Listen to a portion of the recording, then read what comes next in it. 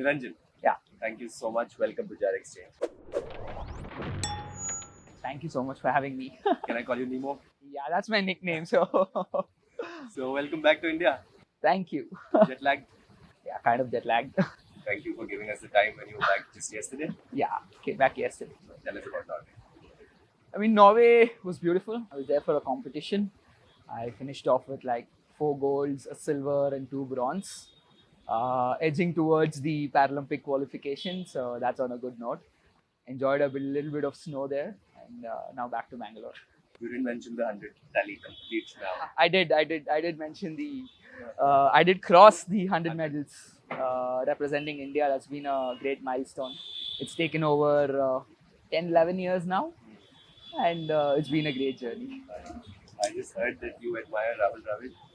Yeah, You met him, Rahul Dravid. yes, of course. So Rahul Dravid, is someone who I've looked up to since my childhood, and he's also part of a foundation that I am an athlete of. It's called Go Sports Foundation, and I've had multiple chances to meet him, and every time meeting him has been like a fanboy moment for me. And every time I've met him, it's like I'm starstruck. I'm out of words, but it's always nice to see someone, and we've all admired for his calmness, for his composure on and off the field, and I'm someone who's always seen him, watched him, and grown up. Both Bengaluru boys. Yeah. Both Bengaluru boys. One a legend, and one trying to take all those values and then trying to become what I can. Oh, but that's too modest. We call you a legend. Okay, then you also got to know some very interesting things. What's that one song you listened to before this? Growing up, I've been a very, very big fan of Talaivar, Rajinikanth sir.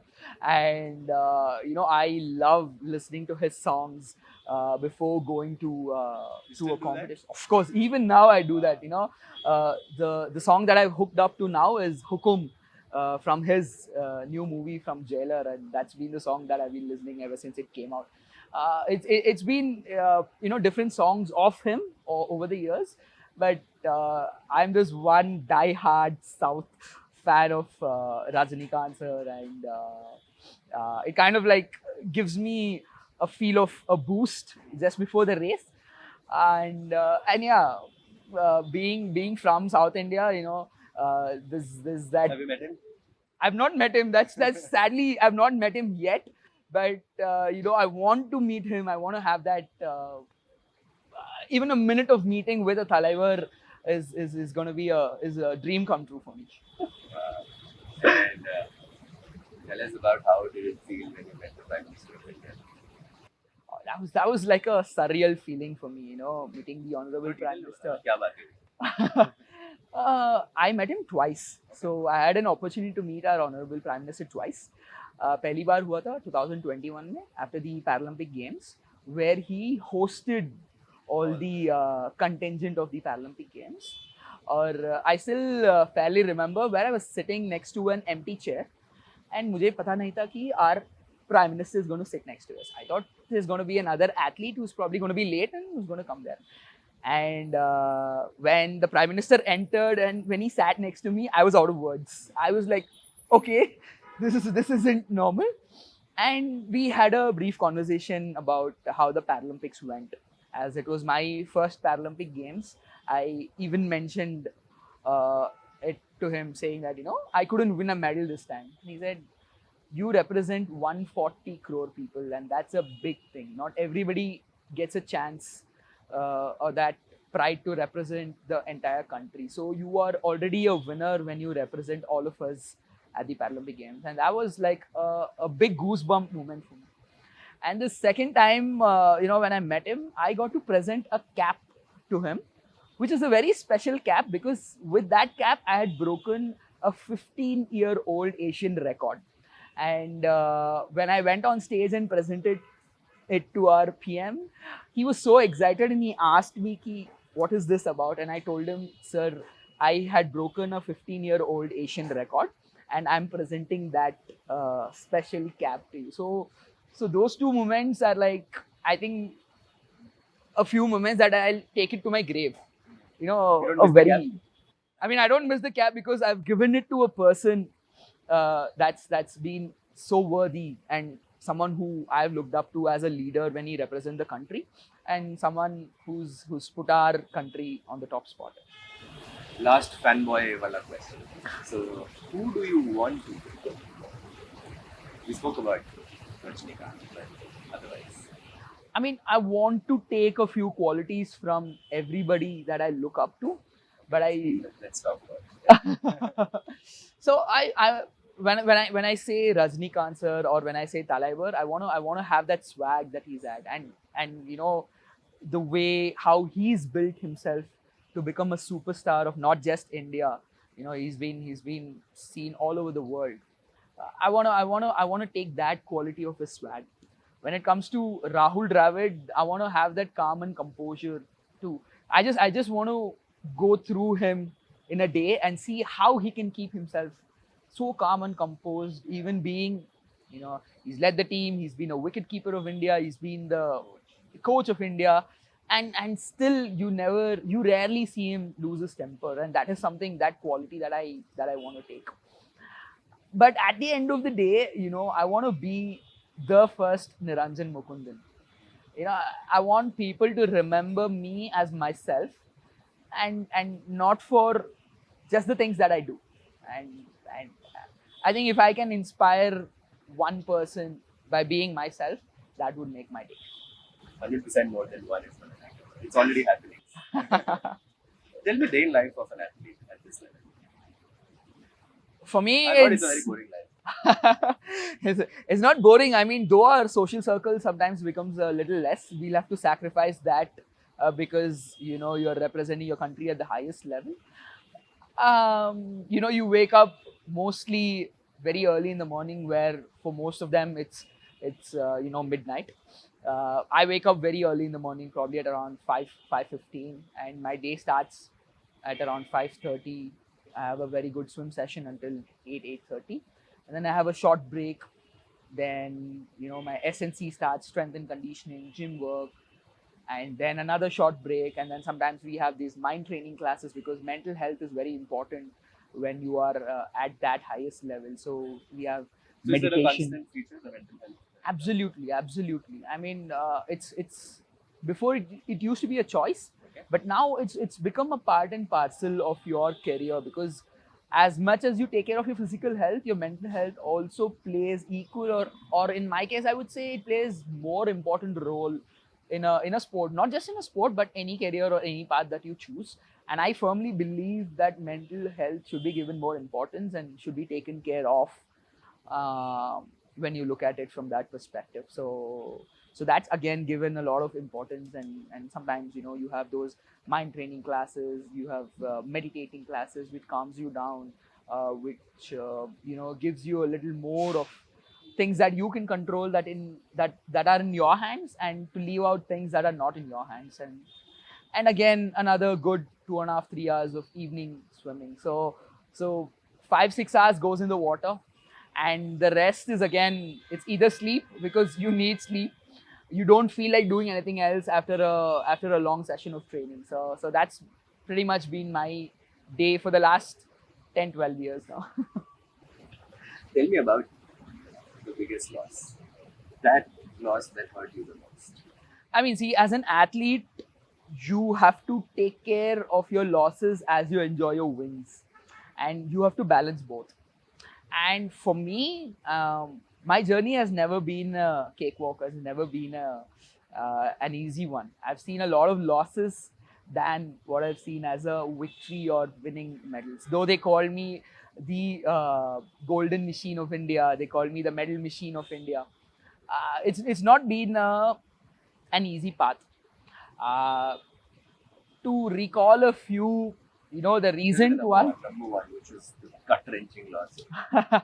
I think the Asian Games last year. You know, it was very hard to come back for me. I was prepared well. I had a small surgery last year in the month of August, and I was left out with 60 days of training for the Asian Games. And we did everything we could. I was at the best of my shape when I went to the Asian Games. I swam the first race. I lost it by half a second. I went back and I had no time for tears because I had a race the next day morning. I swam the second race. I lost it by 0.13. I was shattered. I had nothing else. That was something that I've been working for all these years. Two back-to-back losses, and I had to pick myself up because I had no time to cry. I had no time to weep and say, what am I going to do next? I had the next day coming up. I had three back-to-back losses in Asian Games. I was gutted. I came back. I still remember having a conversation with my team and my coach, and I said, "That's it. I am not going to swim anymore." Is it? That was the first word that came out. Once the Asian Games got over, I said, "I don't want to swim anymore." I went back to India, and the next day morning, I was the first one to show up in the pool, and that's an athlete's life. You realize it the hard way, and a sport like swimming is ruthless. We call it ruthless because microseconds can put you on the podium, microseconds can put you off the What's podium. the difference generally between 1, 2, 3? Microseconds, like You say 0.13 seconds was the losing margin. yeah, 0.13.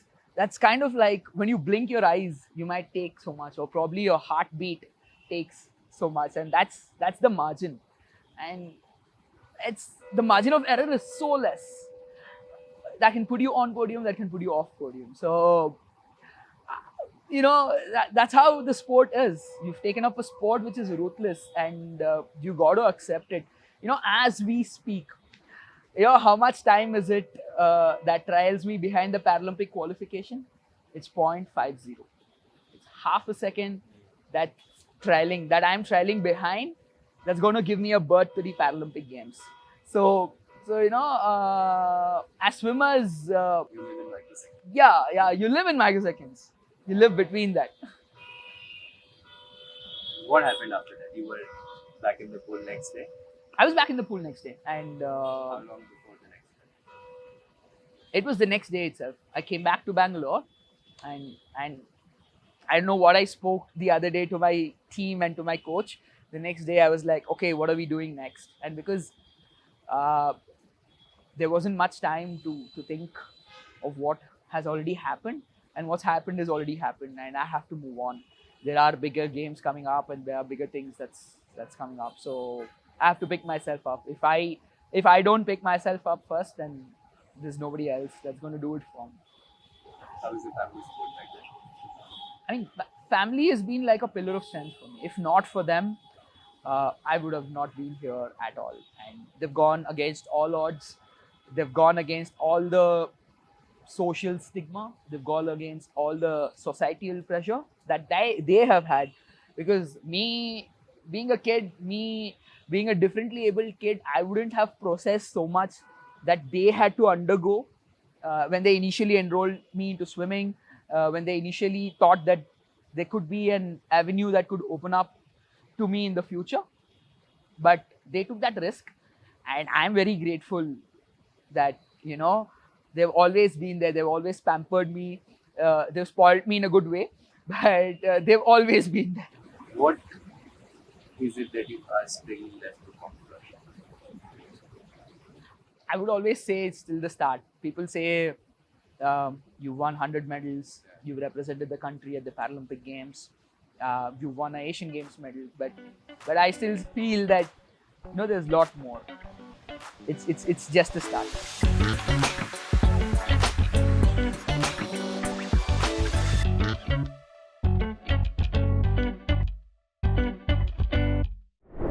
I want to go into the disability part a little bit in detail. So, can you explain what happened when you were born? So I have a birth disability. It's called Spina Bifida, and it affects your spine as well as your legs physically. So I was kind of like, virtually paralyzed till the age of 5, 6. My parents used to carry me everywhere, be it from the bedroom to the hall to the school, and I had to undergo almost 19 surgeries since birth. I think my first surgery was when I was 9 months old. And it's happened like every year, every summer. I remember school mein puchta hai na, like the teacher asks what's your summer camp ka plan and what's your summer plans. And I used to be I used to say that, getting admitted to a hospital was my summer plan because that's how the situation was, and I had to undergo a surgery every summer. And yeah, that's been the case of the disability. But how I overcame it is another journey that I've had. So let's get into it. So what was it that you could not do? What did anyone say that you can't do this? I mean, see, as a kid, when you're in school, you wait for PT periods. You want to run out to the ground, and wo to short breaks hota hai na? That time also you want to run out to the ground. But for me, the point was someone used to carry me and make me sit on a chair. And once the 8 hours or 6 hours of school gets over, they used to carry me back. So for me, is to just see through the window what the other kids are playing. And that's how my entire childhood was. Like, mostly I couldn't walk. And even if I was able to walk, it was with a support of somebody. So I spent my entire childhood in bed. I spent my entire childhood just watching other kids play. But I always had that inner feeling that I also want to run. I also want to do what the other kids are doing. But in reality, I wasn't able to do. And how did swimming happen then? So swimming happened, as part of aquatherapy. I underwent a marathon surgery in 2004. That was around 11, 12 hours of surgery. And the doctors actually suggested me to take up horse riding or swimming. And as a kid, as a 7, 8-year-old kid, you get intimidated by the size of a horse. You don't want to sit on it and, keep walking with it. So I said, why don't I go tap my hands in the water? And that's how I discovered the pool. I got enrolled into swimming classes. And I had that sense of freedom, I believe, because a kid who cannot stand up, a kid who cannot walk by himself, but he can move from one place to another in the pool, that's a very different feeling, and that gives you like a sense of freedom ki you don't need anybody to move from one place to another. And that's how I accidentally, discovered the love towards the water and So did swimming help your condition? It did. So when I started to swim, again, I was paralyzed and my parents used to carry me. Over the years, swimming strengthened my legs and I kind of became independent. I started standing up and it's the same feeling when you see a kid first time standing up and walking, and when it happens to you at the age of 8 or 9, it's a very different story. It's a very different kind of satisfaction, and a big contribution goes to swimming. That was a big contributor to me. So at what point did it turn into aquatherapy turned into something which is a competitive sport? Like when I look back, or when we look back as a family also, we never thought about getting into competitive sport or representing India at the Paralympic level. For my parents, it was for their kid to stand up and to live an independent life. That's about it, nothing else. But one of the coaches spotted me and he said, there is a category for differently abled. There is something called Paralympics that is parallel to the Olympics, and I feel that this kid has a potential.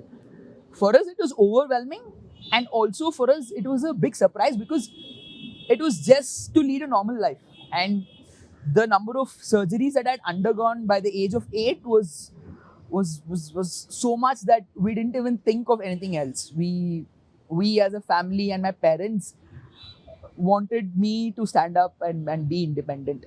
But then at the same time, they were taking to take that risk, and they wanted to see what this could open up as an avenue in the future. And that's how we enrolled into swimming as a competitive sport. And 6 months down the lane, I was representing the state. I did well for the state, and since then I've been playing for Karnataka. It's almost been like, I think 12, 15 years now playing for Karnataka. And, representing India was another big callback for me that happened in 2013. That was the first time, I wore the Indian jersey. It's been a dream for many, and not everybody gets that chance. So it gives me goosebumps when I look back at wearing that jersey, representing the country, and going there, seeing the Indian flag, seeing the tricolor. I've seen it through other sports people, but to experience it by myself was something a very, very happy moment for me. The reason I asked you this is when it changed, I wanted to ask you uh, a question that in the life of a professional athlete, we all know it's absolute hard work. Uh, do you think there is a role of luck as well? I mean, I feel that there is a small role of luck. When people ask me if I wasn't born differently able, what I would have done. And I can't think of a life like that because all my life I've been like this. And I kind of feel like this is a blessing in disguise for me because I want to look at it at that point of view. There are two things that I can do in life. I can crib and say, I'm born like this, or I can look at this at a different view and say, I'm doing well in life. And I would want to look at myself doing well in life because swimming has given me an identity, and being a differently abled swimmer has made me what I am today. Probably if I was normal, I wouldn't have even gotten into sport. Who knows? I would have probably been a techie. I would have gotten into some IT, or I would have just taken up a job, or I don't even know. So I'm blessed is what I would say. You mentioned differently abled, Niranjan. Now, this is a tricky subject, I know, but for people who don't, there is lack of awareness, right? Uh, I have spoken to people who are differently abled. What is this nomenclature? Can you shed more light? Is disabled something which should be replaced by differently abled? See, it's a very common term for people to say disabled, and I kind of feel that it's a very generic term to say that the person cannot do something. It's what it is, like a layman term. But Also, if you have to say someone is disabled, then you say the able body. That's creating a very big differentiation. it is. What I would always say is, instead of placing the dis, you place a different, which bridges the gap and says you can do things differently, and that is also in a way motivating to you. We have a lot of names all around the world. People call us superhumans. People call us, we make the 15% of the world, because 15% of the world is the community of differently abled people. It could be physical impairment, it could be intellectual impairment, it could be visual impairment. We make 15% of the world. But in a way, in a generic term where people don't have awareness, it's very easy to say disabled because it's also connected to sympathy. When you say disabled, you see the person with sympathy. He can't do this. Let's just label him like that. But instead, you give him a term as differently able. I consider myself as differently able because the awareness is spreading towards people, but the terms and labelings are the same. And though we advocate it and we talk to people, I myself advocate it and tell people, it's just a generic term. And I hope in the coming days that it changes and people just don't see us with sympathy. Because sympathy is not something that we want. So can we settle this and we say whoever is watching this is the right term to use? We can say differently. I mean, I'm happy to be called as differently abled. I'm happy to be called as a superhuman. I'm happy to say that I constitute the 15% of the world. That makes me unique. Rest of this 85% are there. They're normal humans. So that still again sets me apart from the normal human. So I'm happy to be called anything else, but not disabled. Got it. Okay, let's talk about sympathy. Any anecdote?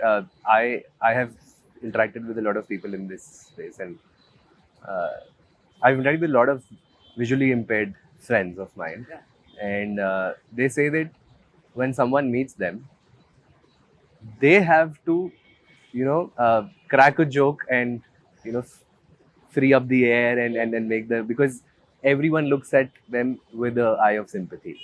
What do you have to say about that? How do we have a mind shift there? Have you also experienced this? I mean, of course, we all as a community, we have experienced this over the years. See, there are two set of people. One is the one who thinks twice. Ki, what do I speak to him? Yeah. And they choose their words.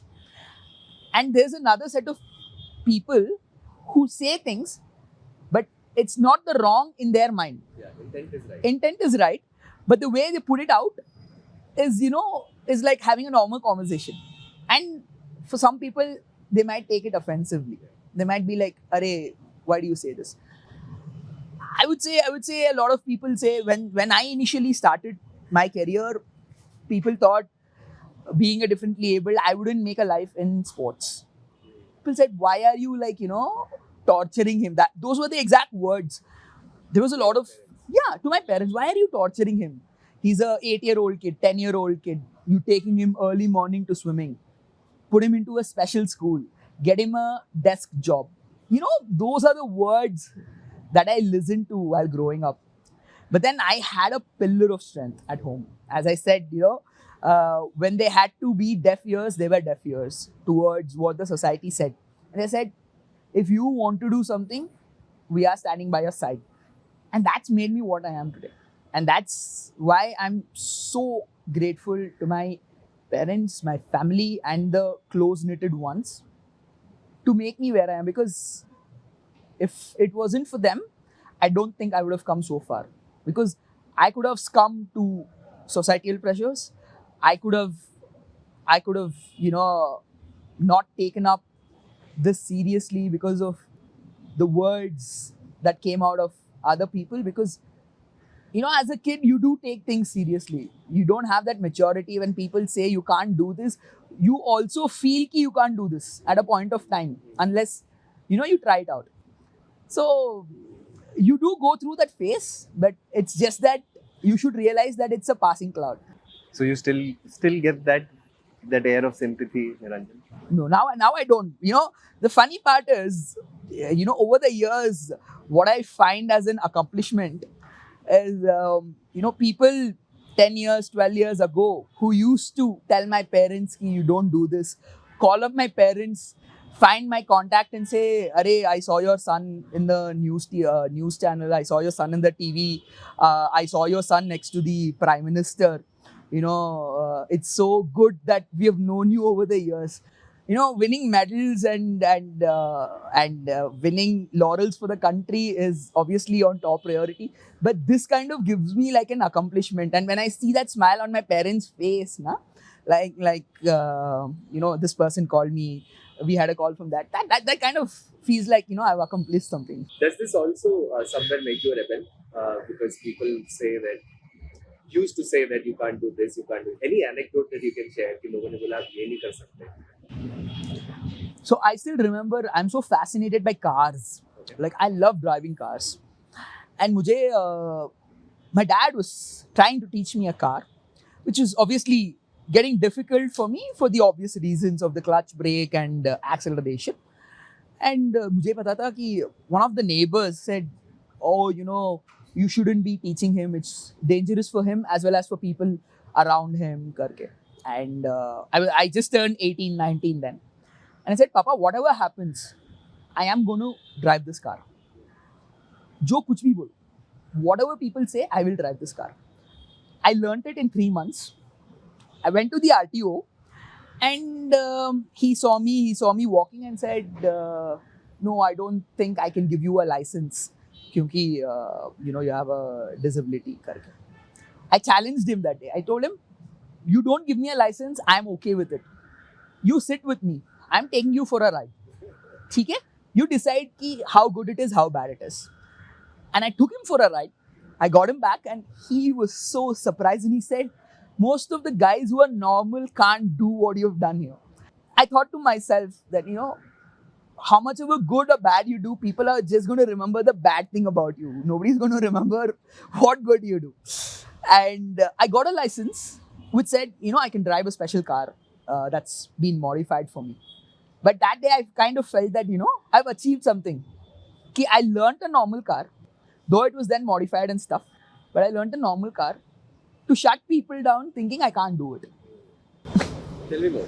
Tell me more of this side of you. I'm an adrenal junkie. Okay. That is something that not many people know. but I love doing these skydives and bungee jumps and all that stuff, which is kind of could be a little dangerous given my spine situation. And I remember going to a doctor who operated on my spine, and he said it could be as dangerous as you can be on bed for the rest of your life. I knew that that was a risk, and a few years later, I did a skydive. I went back to the doctor and said, I'm okay. There was nothing there. And he said, maybe it's like your first timer's luck, but it's still dangerous. I did a skydive the following year again. And then I went and told him. And then he changed his phrase and said, if it is risky for me, it's risky for you. So the element of risk is the same. You just have to take care of your safety. So I think there is this thin line between being crazy and being that of an adrenal junk. And I'm on that border of being an adrenal junk and not going towards that crazy side. So I'm safe there.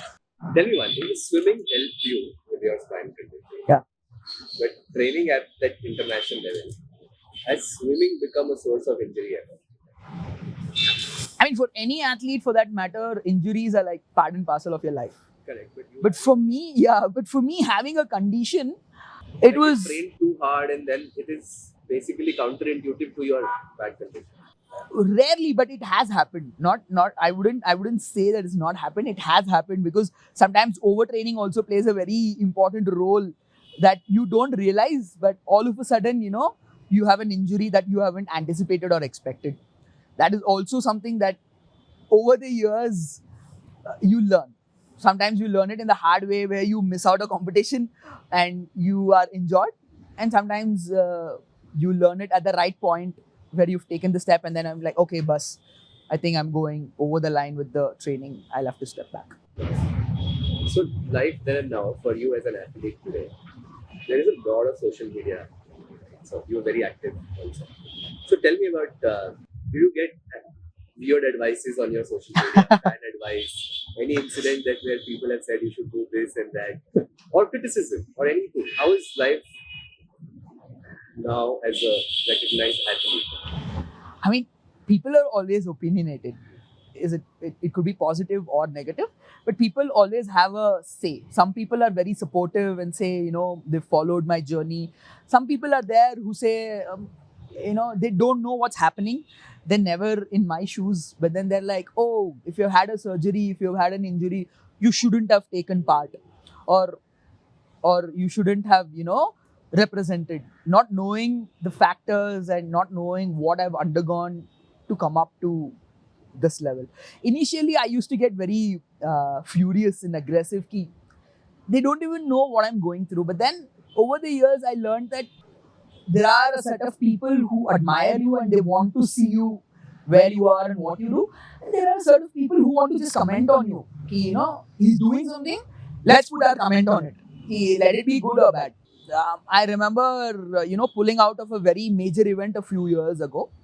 And a lot of people started telling, had you known that you weren't fit for this competition, why were you part of the selection process? Why were you part of the Indian team? Someone else could have been, benefited or taken up that place. Not knowing the fact that, I've given everything and I've enjoyed myself at the nth moment or probably at the last moment. But you have to take it, is what I've learned. And there are going to be people who are going to support you. There are going to be people who are going to criticize you.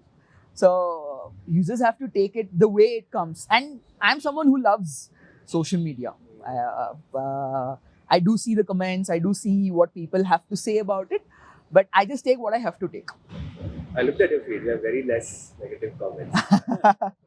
Okay, what's your favorite fan moment? You're a fan who has come to you and it stuck with you that this was a great moment. I mean, the thing is, I've had people come and watch me at places where I didn't even think there were people. Like, I was racing recently at a remote place in Iceland, and the Indian community came in a large number. They came in, they surprised us, and I was like, God of God, I was like, wow, okay. And we don't see it because the Indian population is obviously less, and not everybody would get to know that there is a big competition happening and the Indians are taking part there. And they came, they supported me for the 3 days of competition that had. I was crowned as one of the best swimmers there. We celebrated there, and those are the moments you kind of like live for. I also remember, so there was a kid, a 12-year-old kid in Scotland, who had to undergo a major surgery last year. And the coach had reached out to me. And the coach had reached out to me saying that, when we Googled one of the best para swimmers in the world, we saw your name and we got to know that you had the similar condition as this kid. This kid is around 12 years and he is undergoing a very major surgery that is life threatening for him. He's been following you and he would like a message from you before he gets into the surgery. So, I mean, I got to know through my team, and then I immediately made a video and sent it to the family and stuff. And then he underwent a surgery. And a month later, I get back a call saying that, he's recovering and he felt so good during the surgery. And even after the surgery, you mentioning his name made his day. And I kind of feel those are the moments you kind of live for. You inspire somebody through this. And to be really honest, I have no connection in Scotland and I don't even know this person. And they don't even know me apart from the fact that I'm a para swimmer. And, them reaching out to me and getting this was very sweet, was very heart-touching. Do you get bogged down or perturbed by the media attention?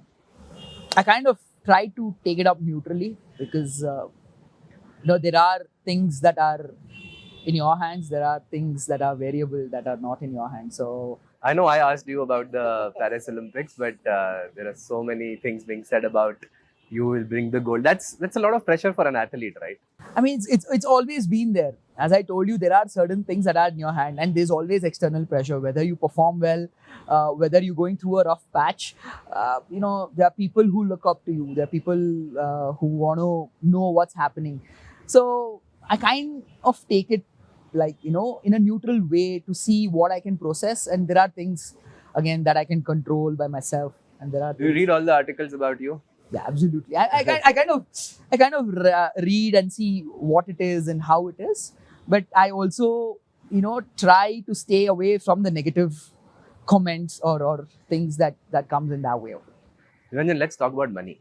Do you think there is enough money in this sport for an athlete?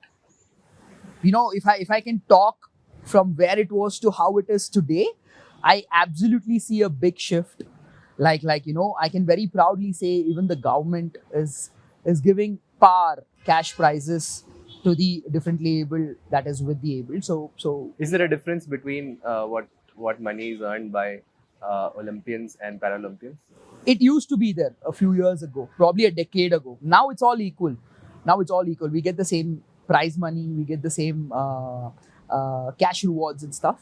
But when you see it from a personal point of view, when you see it from a branding point of view, we still don't have a lot of ads or brands that approach us, narrowing it down to, para sports or para swimming.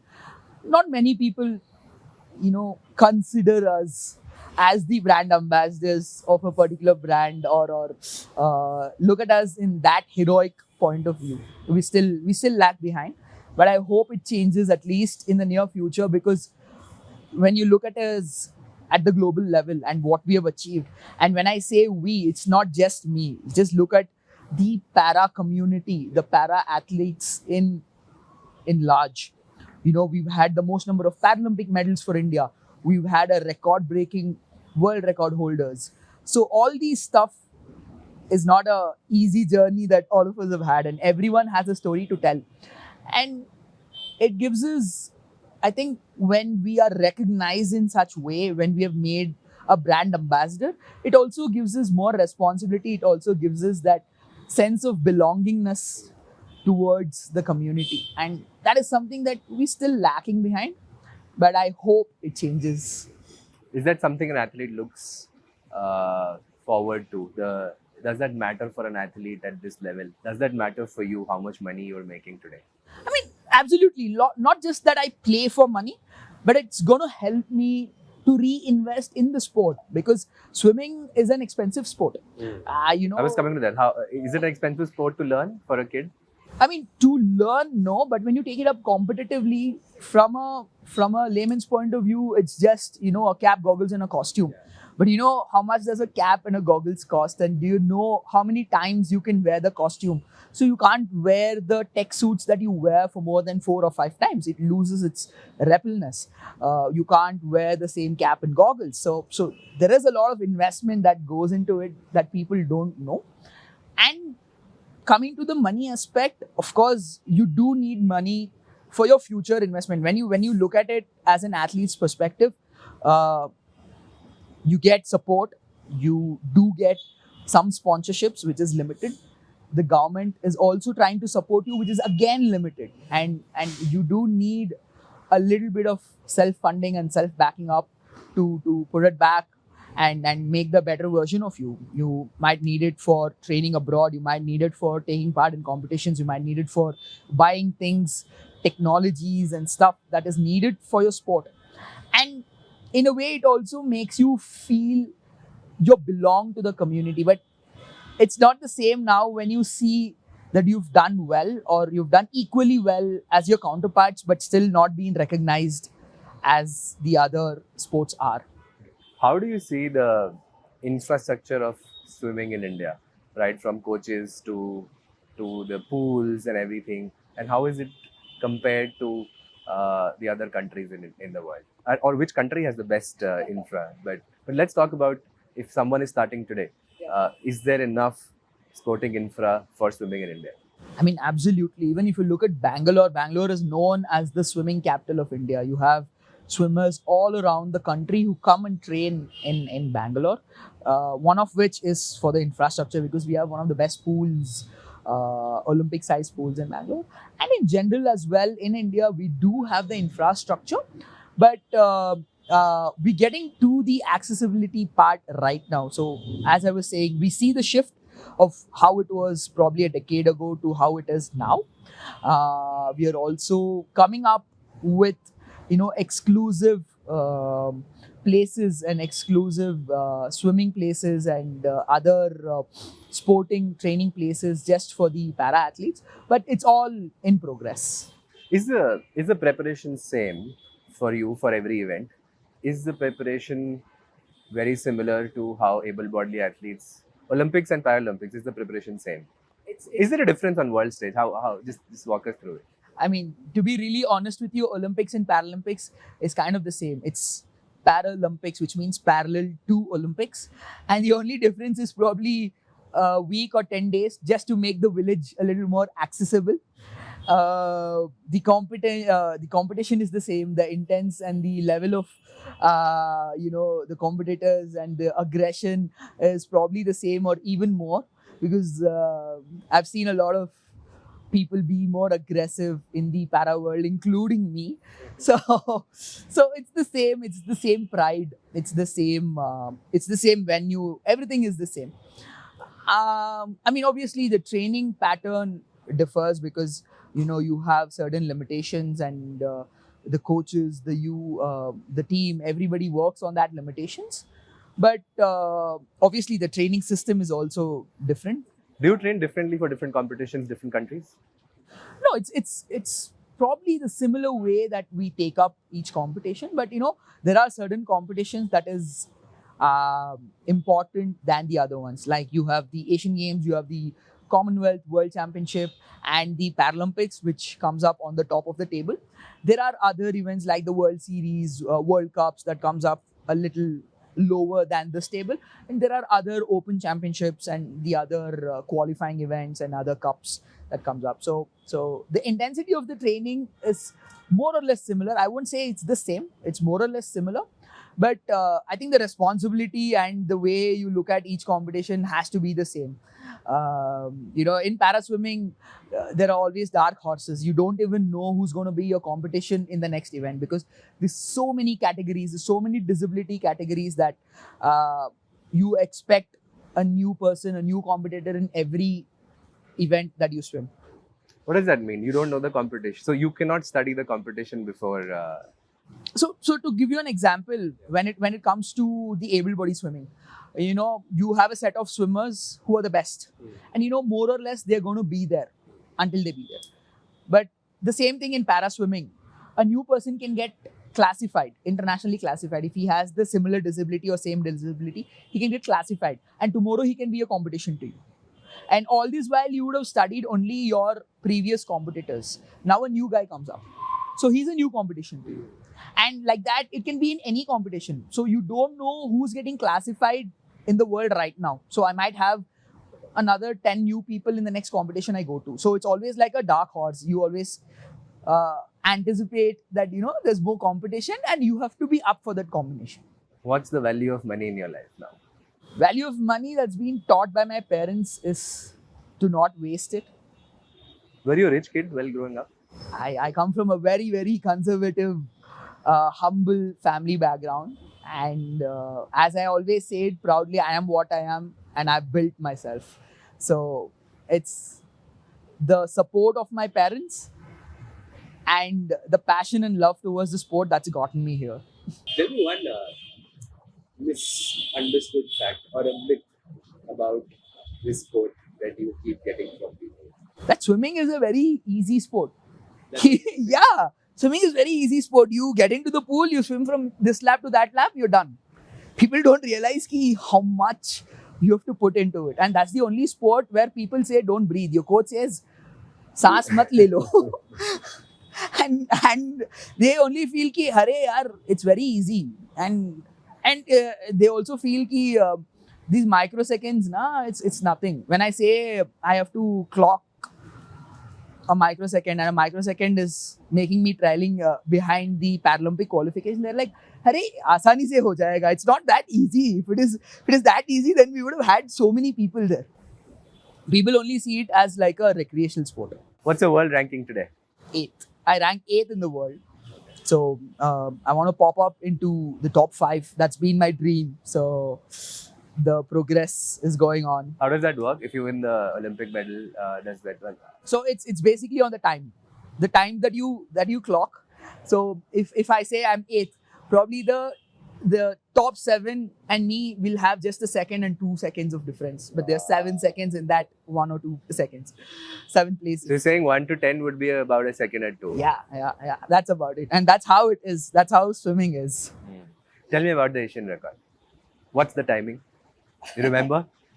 Well, see, it took 15 years for somebody to break the Asian record. And, a lot of people would have tried to break it. I myself would have tried to break it before. I didn't break it. Last year, when I broke it, it was a surreal feeling for me because I couldn't believe myself. I saw the board, the big screen there, and then it said AR, which means the Asian record has been broken. And I was like, there was like a flash of all the hard work that was put into it, and to be named as the best swimmer in Asia in that event. And that is one of the longest events. So that's the 1,500 freestyle. So you keep swimming. So that was one of the best feelings ever. And yeah, to again use the same cap and give that to the Prime Minister was another icing of the cake. But you don't remember the time? I don't remember the time. It should be somewhere in 21 because I remember the time of the other guy who was from South Korea and he had gone 22 plus, and our target was to go below 22, and I was well comfortable below 22. So it was somewhere, if I'm not wrong, somewhere on 21:40, 21:42. When you're in the midst of the lab, Yeah. Might be a stupid question. Do you realize that this is going to happen? Or it's once you come out? No, you don't even know because you keep swimming. You can't see what time you're swimming unless you touch the wall because you keep swimming. And once you touch the wall and you see the scoreboard, that's when you realize if you've clocked the time or you've not clocked the time. But then sometimes the atmosphere and the people, your coaches, your team is like cheering you. So you get a sense of like, I am well within the time or I'm somewhere on the borderline. So I have to shift my gear. If I'm swimming a little slow and I feel too tired, I have to shift my gear. But that's about it. Not that you realize ki you've already broken it or not unless you touch the wall. Niranjan, thank you so much for your time. Thank It was you. really inspiring. Thank So you. good. Thank So you. good being here. I always say that the perks of being a podcaster is to spend time with people like you. Which is really. Thank you. Thank you guys for having me.